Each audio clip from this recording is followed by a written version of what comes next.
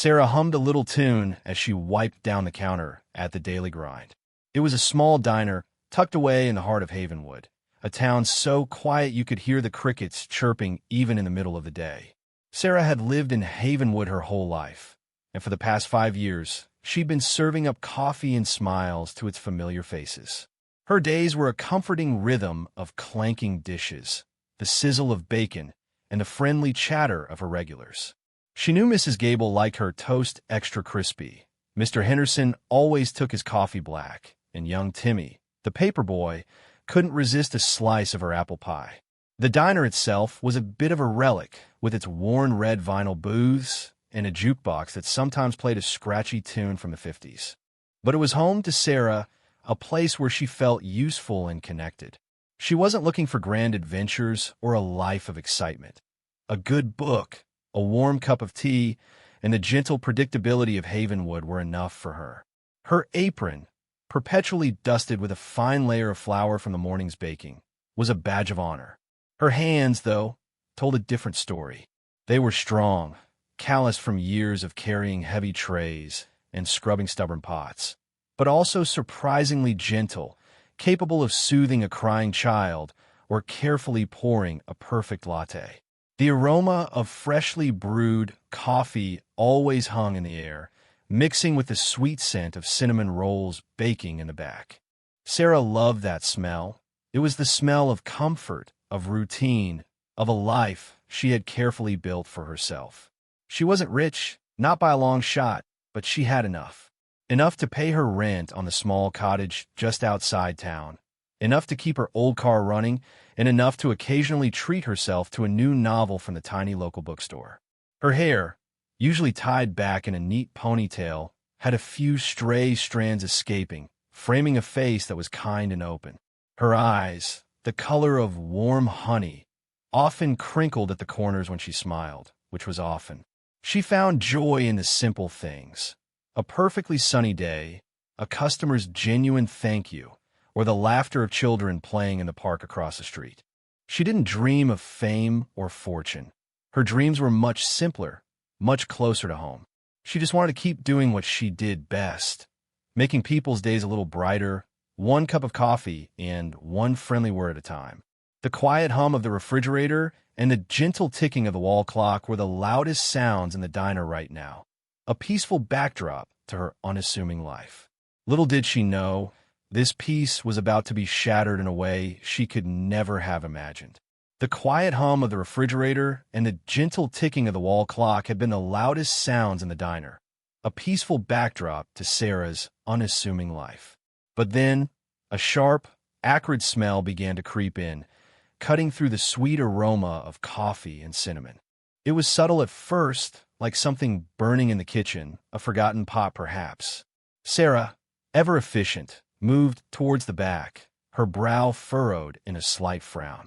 Did someone leave the stove on? She muttered to herself, her voice barely a whisper in the suddenly tense silence. As she pushed through the swinging kitchen door, the subtle smell became a choking cloud. Smoke, thick and black, billowed from the far corner where the old deep fryer usually sat. A small, orange flicker danced menacingly, growing larger with every breath she took. Panic, cold and sharp, pierced through her usual calm. "Fire!" she yelled, her voice raw, echoing in the now empty diner. She grabbed the fire extinguisher from its hook, her hands trembling slightly, but her mind was already racing, assessing the situation. She aimed the nozzle, a rush of white foam erupting, but it was like trying to put out a bonfire with a water pistol. The flames, fueled by grease and old wood, licked up the wall with terrifying speed. The heat was intense, pushing her back, stinging her eyes. She coughed, the smoke filling her lungs, making it hard to breathe. Her first thought was for the diner, her second for her own safety. Then, a small, muffled cry reached her ears, barely audible above the crackle and roar of the fire. It wasn't the sound of the flames or the collapsing wood. It was a human sound, a child's scared whimper. Her heart lurched, a cold dread washing over her. She had seen little Mikey, Mrs. Gable's grandson, playing near the back storage room earlier, sketching in his coloring book. He must have snuck back there, curious as children often are. "Mikey!" she screamed, but her voice was swallowed by the inferno. The entrance to the storage room was now a curtain of orange and black, the air shimmering with heat. She could hear another cry, louder this time, filled with terror. There was no time to think, no time to wait for the fire department that she had frantically called just moments ago. Every second counted. Her own safety, her predictable life, the small burns she might get, all faded into insignificance against the desperate sound of that child's plea. She had to get him out. She had to. The thought was a burning command in her mind, stronger than any fear. She took a deep, shuddering breath, tasting ash and fear, and braced herself.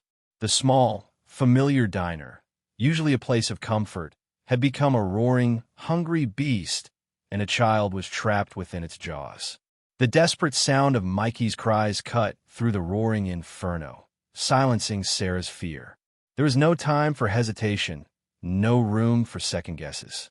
Her small, predictable life, her quiet dreams, all faded into the background. All that mattered was the child. Taking a ragged breath, Sarah plunged into the smoke-filled diner. The heat was a physical blow, pressing against her, tried to push her back. Flames danced around her, licking at the ceiling, turning familiar objects into shadowy, terrifying shapes. She covered her mouth and nose with her apron, a meager defense against the choking smoke that burned her throat and lungs with every gasp. Her eyes streamed, making it hard to see, but she pushed forward, guided by the faint whimpers. The air grew thicker, hotter, making each step a battle. She stumbled over fallen debris, the floor now treacherous and unstable. The diner, once a place of comfort and routine, had become a living nightmare. "Mikey!" she yelled, her voice hoarse, her throat raw. She called again, louder, trying to cut through the cacophony of the fire. The sound of splintering wood and breaking glass echoed around her. She could feel the intense heat radiating from the walls, making her skin prickle. Her hair felt singed, and her clothes were already warm to the touch. She pushed past a collapsed booth, the red vinyl now blackened and bubbling. The storage room, where she'd last seen Mikey, was almost completely engulfed. A small, desperate sob reached her from beyond the wall of fire. It was Mikey. He was still in there. With a surge of adrenaline, Sarah braced herself. She didn't know how she would get through, but she had to try. The doorway was a tunnel of orange and black, heat shimmering like a desert mirage. She closed her eyes for a split second, picturing Mikey's innocent face, then burst through the fiery curtain. The small storage room was a furnace.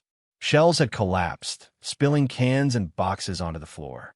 In the far corner, huddled beneath an overturned crate, was a small, trembling figure. Mikey. His face was streaked with soot and tears, his small body shaking uncontrollably. "Mikey!" Sarah cried, rushing towards him.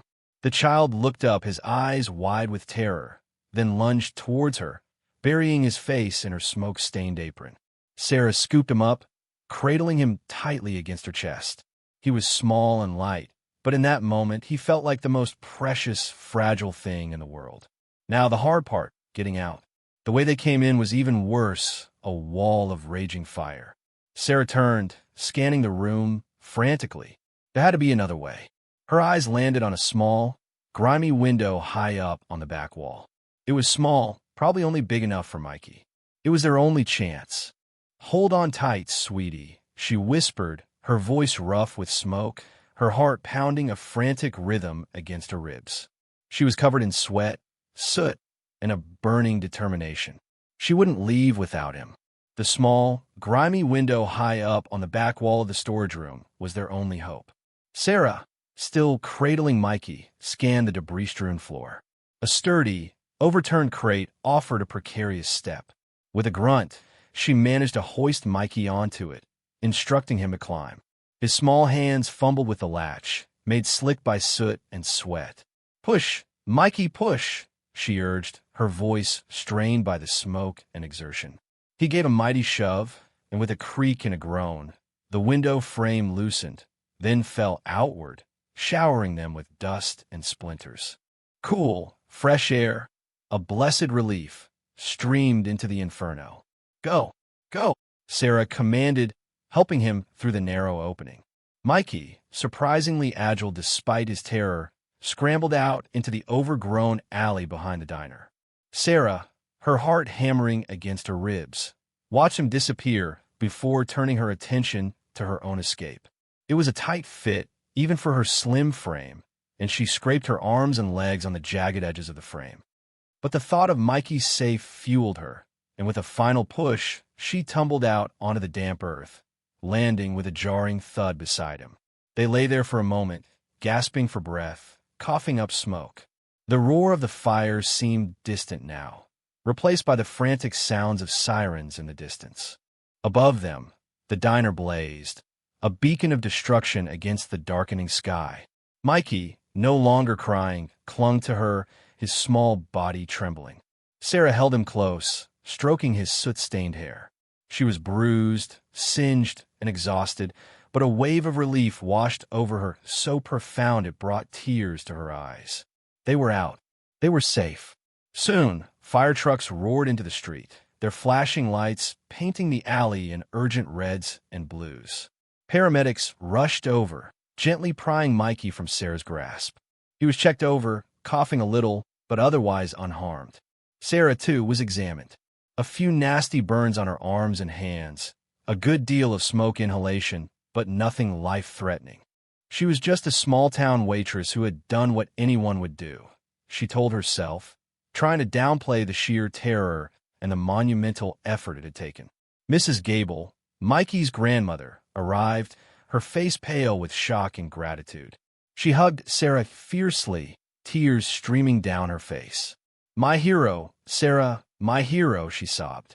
Sarah just smiled weakly, her throat still scratchy. Later, as the fire department worked to douse the last embers, and the townsfolk gathered, murmuring in shock and admiration, Sarah sat on the curb, sipping a lukewarm cup of water. Mikey, now clean and wrapped in a blanket, was sitting with his grandmother. He looked up, his large, unusually dark eyes meeting Sarah's. There was a depth in them that seemed too old for a child, a silent, knowing gaze that sent a shiver down her spine. He offered a small, hesitant smile, and Sarah, tired and overwhelmed, simply smiled back. She saw a scared child, now safe. She saw relief, gratitude, and a promise of a long night ahead, filling out reports and explaining what had happened. What she didn't see, couldn't see, was the ancient power shimmering just beneath the surface of those dark eyes. She didn't know that the small boy she had rescued was far more than just Mikey, Mrs. Gable's grandson. She was unaware of the immortal blood flowing through his veins or the powerful lineage he represented. To her, he was just a child, and saving him was simply what she had to do. As Sarah finally made it home, the lingering smell of smoke still clinging to her clothes, she collapsed onto her worn sofa. Her body ached, her lungs burned, and her mind replayed the terrifying moments in the diner. But mostly, there was a profound sense of relief. Mikey was safe. That was all that mattered. She had no idea of the true significance of the small boy she had pulled from the flames. To her, Mikey was simply Mrs. Gable's grandson, a sweet, quiet child who loved to draw in his coloring book. She saw his dark, knowing eyes as a peculiarity, perhaps a sign of lingering shock, nothing more. In a hidden world far beyond Havenwood, a different kind of anguish had gripped a powerful kingdom. The Vampire King, a being of immense age and even greater power, known as Lord Alaric, had been in a frenzy. His only son, the young Prince Adrian, had slipped away from his protective detail during a rare daylight outing, drawn by the scent of freshly baked cinnamon rolls from a small, unassuming diner.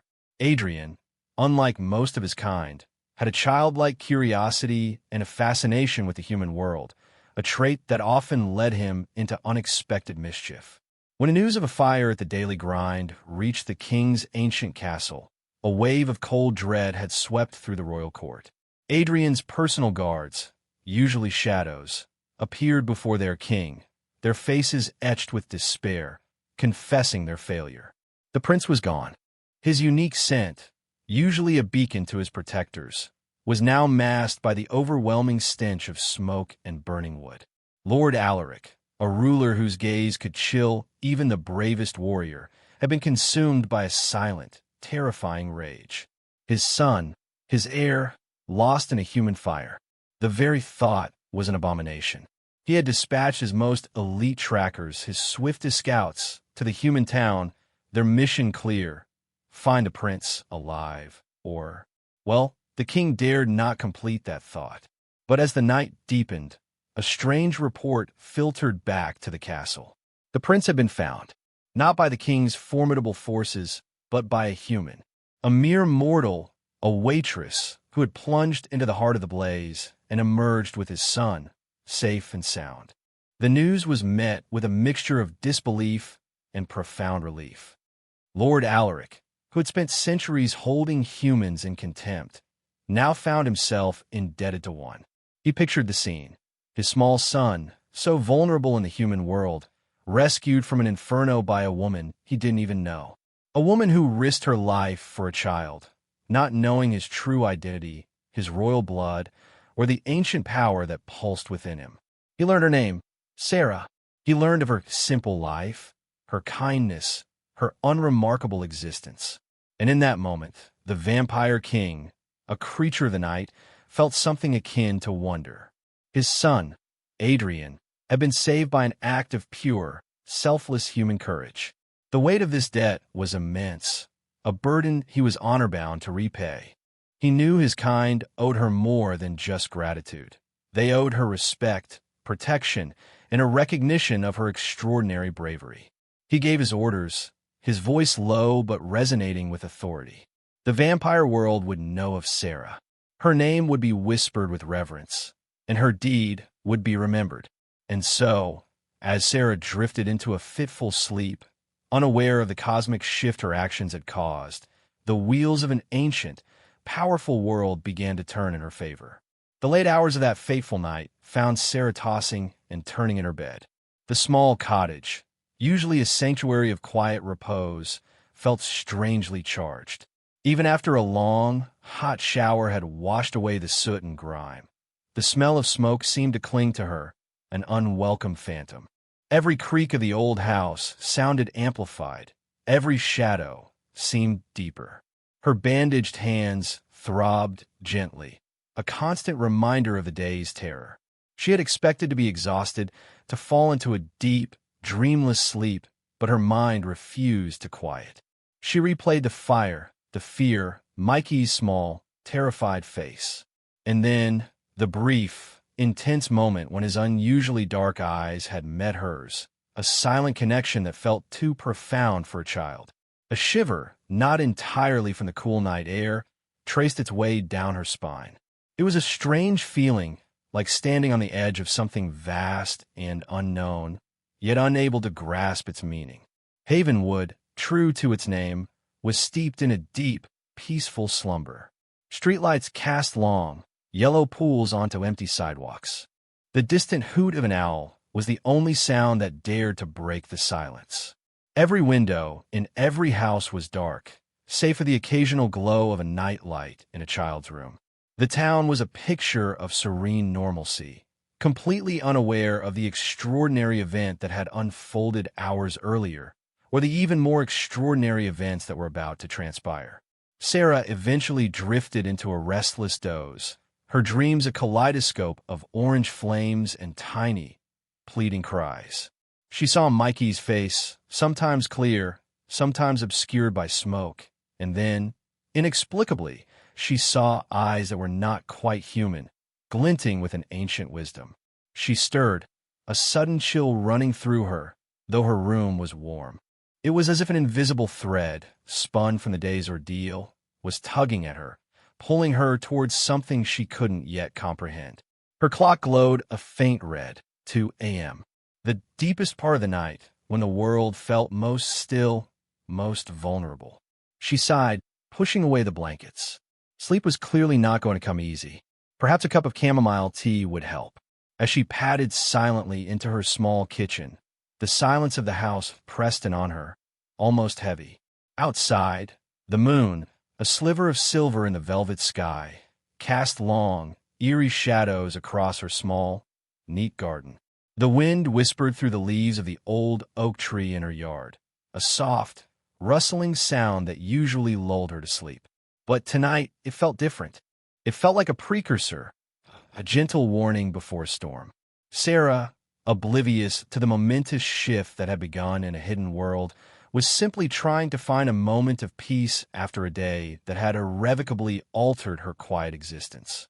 She was just Sarah, the waitress, in her modest house, in her sleeping town, utterly unprepared for the dawn of her new reality. Sarah was still in her kitchen, the warm mug of chamomile, tea clutched in her bandaged hands, when the first tremor hit. It wasn't an earthquake. It was something else, a low, throbbing vibration that resonated deep in her bones. The teacup rattled against the saucer, and a small picture frame on the shelf above the sink tilted precariously. It was a sound entirely alien to the quiet, sleepy nights of Havenwood, a town where the loudest noise was usually the distant bark of a dog or the rustle of leaves. The rumble grew, not like thunder, but like 1,000 distant engines starting up at once, a deep, guttural growl that seemed to swallow the night. It started as a faint thrumming beneath her feet, then steadily intensified, rising in volume and intensity. It wasn't just sound. It was a physical pressure, a force that vibrated through the very foundations of her modest cottage. The glass in her windows began to buzz, a high-pitched whine that grated on her nerves. Sarah put down her tea, her heart beginning to pound with a different kind of fear than she'd experienced earlier in the diner. This was unknown, unsettling. She walked to her front door, peering through the peephole, but saw nothing but the usual dark street and the faint glow of the moon. Yet the noise was undeniable, growing louder, closer. It sounded like a massive, unseen procession approaching her quiet lane. She strained her ears, trying to identify the source. It wasn't the roar of a single truck, nor the familiar hum of a train on distant tracks. This was something collective, something immense. It had a rhythmic quality to it, like a heartbeat, or perhaps a legion on the move. The air itself felt heavy, charged with an unfamiliar energy. The very silence of Havenwood, which she had always cherished, was being violently torn apart by this encroaching sound.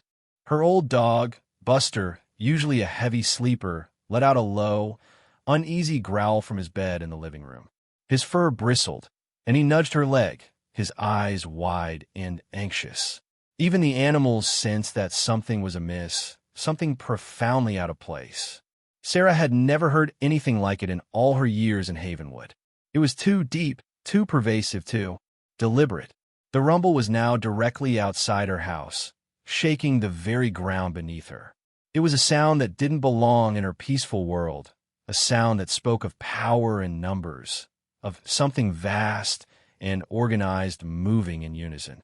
It wasn't a natural sound, nor was it a normal man-made one.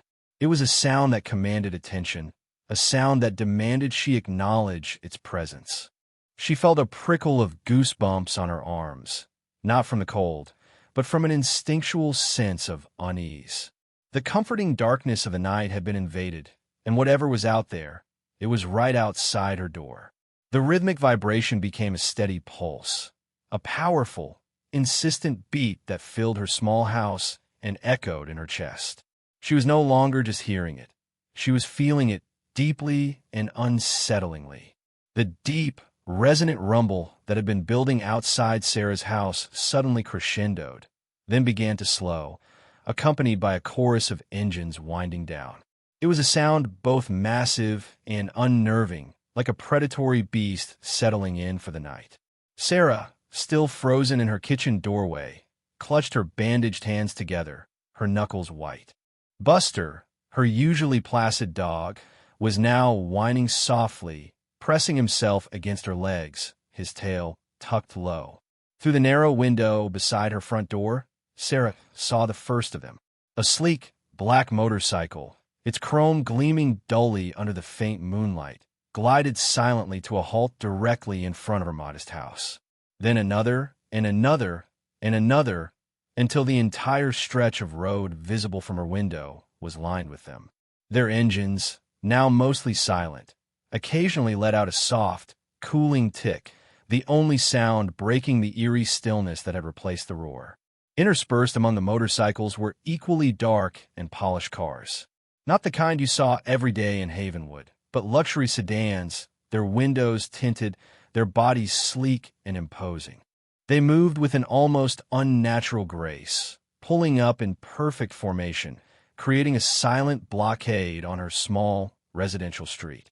Headlights, a blinding array of them, cut through the night, piercing the lingering fog that had settled in the early hours. The light, usually a source of comfort, now felt like an accusation, exposing her quiet cottage to an unwelcome scrutiny. Her street, usually deserted at this hour, was now utterly transformed. It looked like something out of a movie, a scene of a clandestine meeting, or a powerful motorcade. But why here? Why her house? The questions swirled in her mind, a frantic, confused dance of fear and disbelief. Havenwood had never seen such a display, let alone her quiet cul-de-sac. She counted, her breath hitched in her throat, trying to make sense of the growing numbers. Dozens of motorcycles, then what looked like scores of cars, each one pulling up with precise, deliberate movements. The line stretched down the street, disappearing around the bend, seemingly endless. The air was thick with the scent of gasoline and something else, something metallic and strangely ancient that she couldn't quite place. No one spoke. No doors opened. The drivers and riders remained seated, statuesque figures in the dim light, creating an unsettling tableau of silent power. It was an invasion, not of force, but of sheer, overwhelming presence. Her small cottage, usually a bastion of safety, now felt exposed, vulnerable, surrounded by this silent, formidable gathering. The rhythmic rumble had been replaced by an even more unsettling quiet, a charged silence that pressed in on her, making her heart pound a frantic drumbeat against her ribs. She felt like prey, cornered, and utterly alone. Her eyes darted around her living room, seeking an escape, a place to hide. But there was nowhere. This wasn't a fire, something she understood, something she could fight. This was something else entirely, something inexplicable and terrifying. The sheer number of vehicles, the coordinated precision of their arrival, spoke of a power and organization far beyond anything she had ever encountered. The entire street was now a sea of dark metal and silent, waiting shadows, all facing her house. The silent blockade of motorcycles and cars was unnerving enough, but then, with a soft click, their headlights flickered on, one by one, then all at once. The night, which had been merely dark, was now pierced by hundreds of brilliant beams of light. A thick ethereal fog had begun to roll in from the nearby woods, swirling and clinging to everything, creating an almost dreamlike quality to the scene. The powerful headlights, designed to cut through the blackest night, now sliced through this swirling mist, creating long, dancing shafts of light that seemed to reach into Sarah's very soul. The effect was mesmerizing and terrifying. Each beam illuminated swirling eddies of mist, transforming the mundane fog into something otherworldly. The cars and motorcycles, already intimidating in their dark, silent mass, now appeared to glow from within, their forms distorted and magnified by the light and the vapor. Sarah's small cottage, bathed in this unnatural glow, felt less like a home and more like a stage under a spotlight. The light was so bright it cast her own shadow, long and wavering, against the wall of her living room. It seeped through every crack in the blinds, every seam in the curtains, painting stripes of white across her familiar furniture. She felt exposed, as if every corner of her life was being laid bare for inspection by these unseen watchers. The contrast between the brilliant, piercing lights and the deepening shadows they created was stark, emphasizing the strangeness of the situation. It wasn't just a physical illumination, it was a psychological one. The lights seemed to probe, to search, making her feel intensely vulnerable. She imagined dozens, hundreds of unseen eyes behind those bright beams, all focused on her house, on her.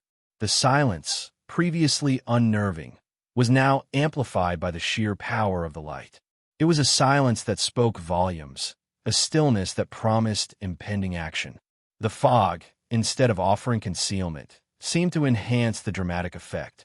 It diffused the light, creating halos around each headlight, making the vehicles appear even more ghostly and imposing. The air shimmered, almost vibrating with the intensity of the light, making it difficult to discern distinct shapes or figures within the vehicles. They remained dark, enigmatic silhouettes against the blinding glare. Sarah retreated further into her house, but there was no escaping the light. It flooded her windows, turning the night outside into an artificial, perpetual twilight. Her quiet street, her sleeping town, had been transformed into a surreal landscape, dominated by this silent, luminous procession. The beams of light seemed to converge on her house, creating a funnel of brilliance that drew all attention to her front door. It was an invitation, or perhaps a command, to step out into the unknown. The fog, thick and heavy, ensured that nothing else in the town could see this spectacle, isolating her completely. It was as if this strange, luminous invasion was meant for her eyes alone. Sarah pressed her back against the cool wall, her heart hammering a frantic rhythm against her ribs. The sheer number of vehicles, the blinding lights, the suffocating silence, it was all too much. Her mind, usually so clear and practical, was a jumble of panicked questions. What was happening? Who were these people? Why were they here, surrounding her modest little house in the dead of night? She tried to rationalize, to find a logical explanation. Was it some kind of mistake? Had they taken a wrong turn? But the precision of their arrival, the way they had lined up, the collective turning on of their headlights, spoke of deliberate intent. This wasn't accidental. And the fact that they were all facing her house, like silent sentinels, eliminated any doubt that she was their target. Fear, cold and sharp, began to creep into every corner of her being. She thought of calling the police, but her hand, trembling, reached for her phone only to drop it back to the table. What would she even say? Hello, police. There are hundreds of silent motorcycles and black cars with their headlights on surrounding my house, and I don't know why. They'd think she was crazy, or drunk, or both. And by the time they arrived, if they even believed her, who knew what would have happened?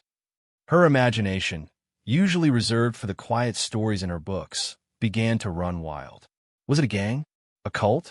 Had she unknowingly angered someone? But her life was so ordinary, so unremarkable. She was just Sarah, the waitress. She paid her taxes, recycled her plastics, and always remembered her regulars' coffee orders.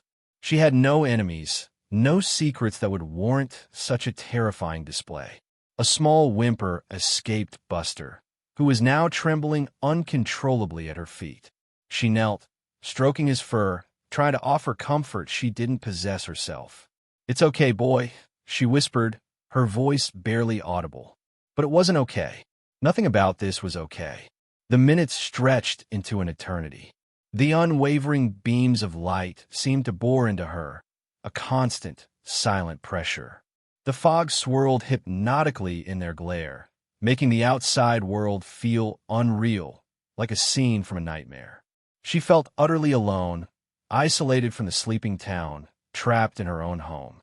The feeling of vulnerability was overwhelming.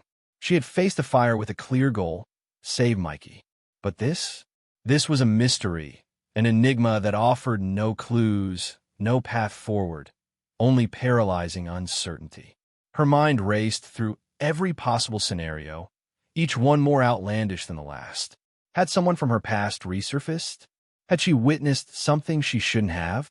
The questions piled up, unanswered, creating a suffocating cloud of confusion. She felt a knot tighten in her stomach, a dizzying sense of disorientation. One moment she was a hero, pulling a child from a burning building. The next she was the unwilling centerpiece of an inexplicable, terrifying spectacle. Her simple life had taken a sharp, dizzying turn, and she had no idea where it was heading. All she knew was that she was scared, deeply, profoundly scared, and utterly confused about the reason why. The paralyzing fear and confusion had reached a breaking point. Sarah couldn't stay inside, hiding in the shadows, while this silent, luminous siege continued. The unknown was far more terrifying than any potential reality. With a resolve born of desperation, she knew she had to face whatever was out there. Taking a deep, shuddering breath, she walked towards her front door. Buster, sensing her decision, whimpered again, but didn't try to stop her. Her hand trembled as she unlatched the deadbolt, the click echoing loudly in the suffocating silence. She turned the doorknob slowly, the cold metal a stark contrast to the burning in her chest. The door swung inward, revealing a blinding wall of light and swirling fog. She blinked, her eyes struggling to adjust to the sudden assault. One small step, then another. She moved as if in a dream, her legs feeling heavy and disconnected from her will. The gravel crunched softly under her slippers as she stepped onto her small porch. The air was cool, damp with fog, and carried a faint, unfamiliar scent, something earthy and ancient, mixed with the sharp tang of ozone from the vehicles. She squinted, trying to make out figures beyond the glare. The headlights were like a solid wall, making it impossible to see who was behind them. It was a sea of polished black metal, chrome, and blinding light, all focused on her. Her modest cottage, usually a comforting sight, now felt like a lonely island surrounded by an alien ocean. "Hello," she called out, her voice barely a whisper, thin and reedy against the vast silence. It felt foolish, a pathetic attempt to break the spell. No one answered. No one moved. The silence was absolute, save for the faint hum of cooling engines and the gentle rustle of the fog. She took another step, descending the 2 small wooden stairs to her front yard. The grass was wet beneath her feet. The light seemed to intensify, pushing her back, yet she felt an odd compulsion to move forward to understand. She held up a bandaged hand, trying to shield her eyes, but the brilliance was too overwhelming. As her eyes slowly began to adjust, she started to discern shapes within the vehicles. Not just drivers, but passengers. Many passengers. Their faces were obscured by the fog and the harsh light, but she could sense their presence, a multitude of eyes fixed upon her. It was an army, she realized with a fresh wave of terror. An army, silently arrayed against her, for reasons she couldn't fathom. She felt utterly small, insignificant, and utterly vulnerable. Her mind still raced, trying to find a rational explanation, but there was none. This was beyond her understanding, beyond anything she had ever encountered in her quiet, ordinary life. She was Sarah, the waitress, standing alone on her porch in the middle of the night, facing an inexplicable, silent legion. The air crackled with unspoken tension, a heavy weight that pressed down on her, demanding an answer she didn't have. She felt like she was standing on the edge of a precipice, and the next step would either send her tumbling into madness or into a reality she never knew existed. As Sarah stood, trembling, on her small porch, trying to pierce the wall of light, a ripple went through the silent procession. One by one, the vehicle doors began to open, not with a harsh click, but a soft, almost imperceptible sigh. Figures emerged, tall and dark, stepping out from the blinding headlights into the swirling fog. They moved with an unnerving grace, their forms blurring at the edges, making them seem less like people and more like shadows given solid shape. Her breath caught in her throat. She expected shouts, threats, questions. Instead, a new silence fell, even deeper than before, a silence that hummed with anticipation. The figures, emerging from their vehicles, began to spread out, filling her yard, her driveway, and the street. They were dressed in dark, formal clothing, suits and long coats that seemed to absorb the light rather than reflect it. Their faces, now partially visible as they stepped away from the direct glare of the headlights, were pale, strikingly beautiful, and utterly devoid of human warmth. Their eyes, when she could glimpse them, glowed with an unsettling, otherworldly intensity. Then the most astonishing thing happened. The first figure, a tall man with long, dark hair and eyes that seemed to hold the weight of centuries, slowly bent at the waist. His movement was fluid, deliberate, a gesture of profound respect. He lowered his head, his gaze sweeping the ground before him. And then, as if on an unspoken command, every single figure in the vast assembly followed suit. Hundreds of them. The riders from the motorcycles, the occupants of the black cars, the shadowy forms that filled her small street and lawn. They all bent, in perfect unison, their heads bowed low. 500 beings, radiating an aura of ancient power and chilling elegance, were bowing before her. Sarah stared, her mind struggling to process the impossible sight. Her fear, momentarily forgotten, was replaced by an overwhelming sense of bewilderment. Why? Why were they bowing? She was just Sarah, a waitress. She wore her oldest bathrobe, her hair was a mess, and her hands were bandaged. This was not how a person was treated in Havenwood. This was how you treated royalty or a god. She scanned their faces, though most were still bowed. They were not smiling. There was no joy, no malice, just a profound, silent reverence. The air thrummed with their collective presence, a silent acknowledgement of something she didn't understand. The fog swirled around their still forms, making them seem like statues carved from the night itself. A single tear, born of confusion and a strange, dawning sense of the surreal, traced a path down her soot-smudged cheek. Her heart, which had been pounding with terror, now beat with a different kind of intensity, a bewildered awe. These were not ordinary people.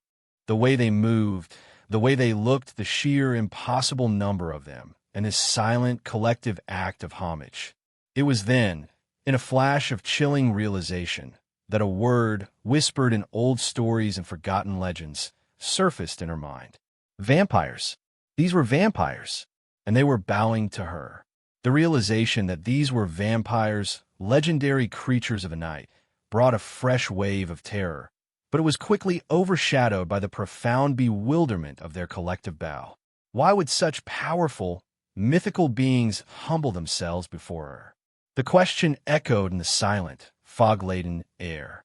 Then one figure, taller and more regal than the rest, straightened slowly. He was the one with the ancient eyes, the one who seemed to command the very air around him. He stepped forward, his movements smooth and deliberate, stopping just a few feet from Sarah.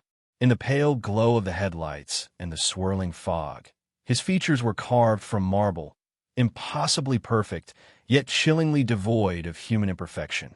His dark eyes, which had been previously bowed, now fixed on Sarah, a gaze that felt both piercing and respectful. He did not speak. He did not need to. His presence alone spoke volumes.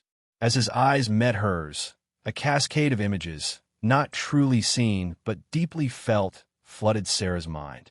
She saw a small boy, familiar yet utterly transformed, playing in an ornate, shadowed garden. She saw the boy's sudden curiosity, his innocent desire for something sweet and forbidden. She saw him slipping away, drawn by the scent of human warmth and baked goods. Then the fire, the smoke, the terror. And finally, her own face, distorted by effort and soot, pulling him from the flames. It was Mikey. But not just Mikey. It was Prince Adrian, the son of the Vampire King. The images weren't violent or intrusive, but rather a silent, powerful communication, directly from the mind of the king to hers. He was showing her, explaining without a single word. The weight of it almost buckled Sarah's knees.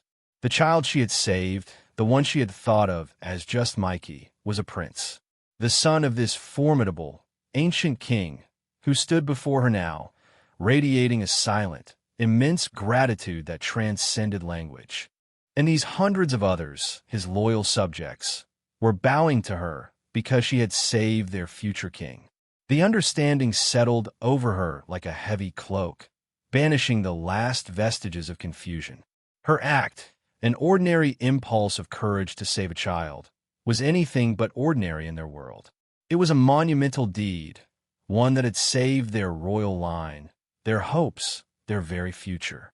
Their bowed heads, their silent, unwavering presence was not a threat, but a profound, collective expression of thanks. A strange warmth spread through Sarah, pushing back the cold fear. It was an honor, an immense, unexpected honor that she had somehow, unknowingly, earned. The king, still holding her gaze, slowly reached a hand into his coat. Sarah tensed, her primal fear momentarily returning, but he simply withdrew a small, intricate pendant.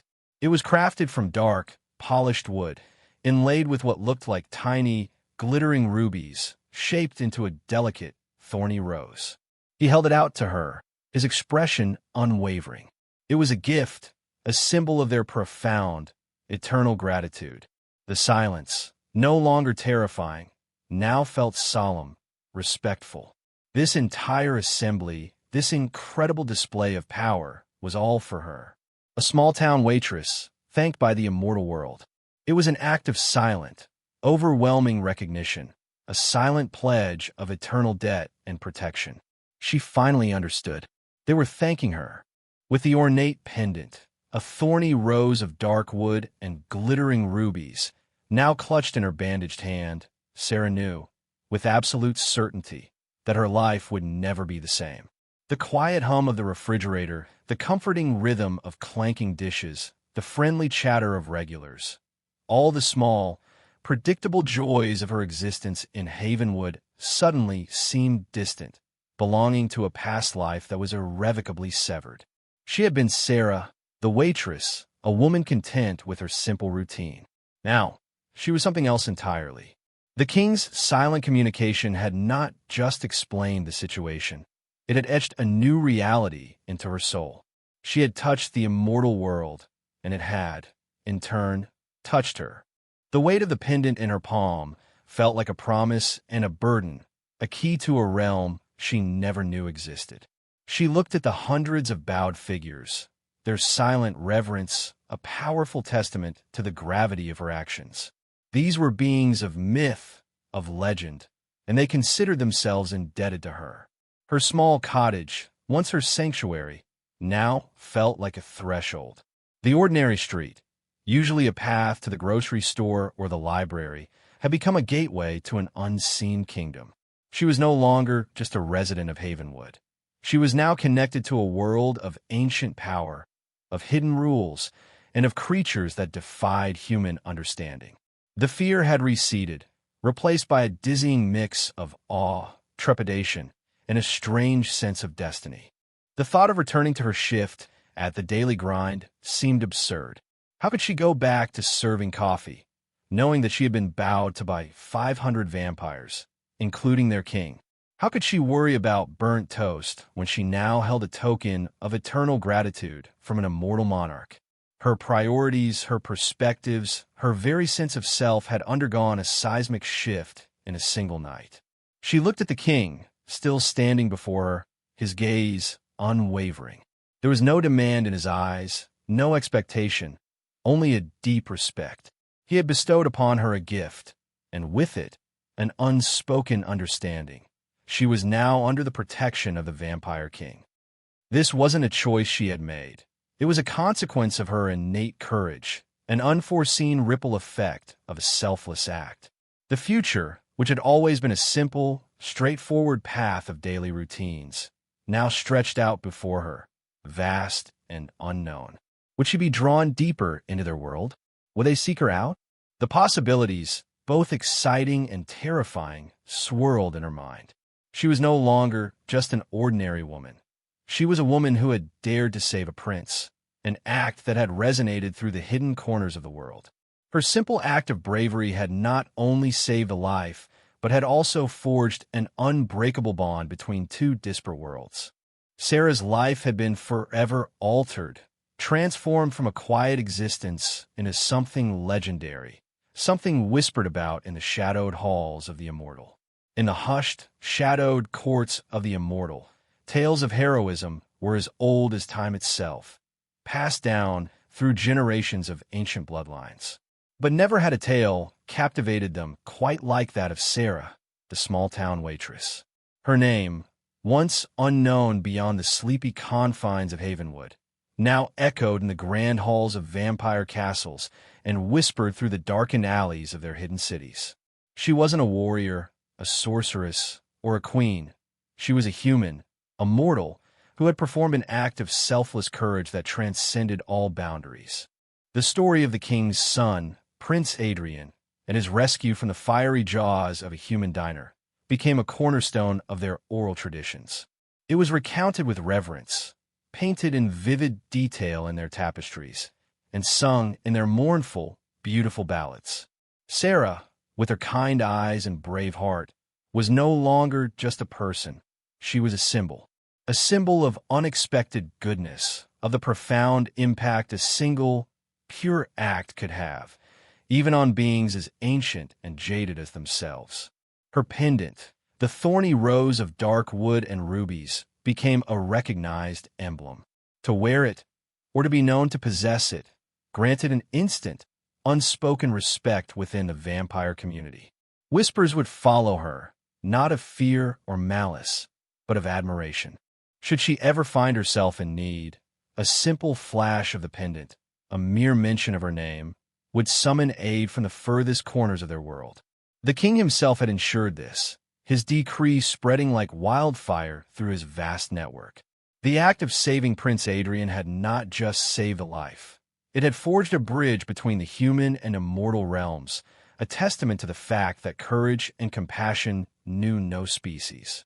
Sarah was living proof that even the smallest flame of human kindness could illuminate the darkest corners of their existence.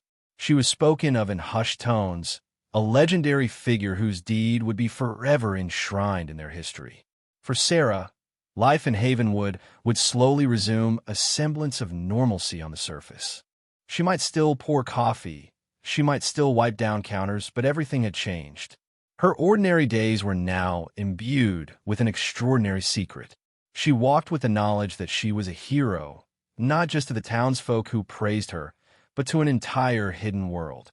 The weight of that knowledge, while daunting, also filled her with a quiet strength. She would never forget the hundreds of bowing figures, the silent gratitude of the vampire king. That night, she hadn't just saved a child. She had become a legend, a beacon of hope, and an unlikely ally in a world she never knew existed. Her tale, the story of the waitress who saved a prince, would be passed down for centuries, a whispered reminder of the power of a single, brave heart. And so, Sarah, the ordinary woman, became the immortal legend, her name forever etched into the annals of vampire lore.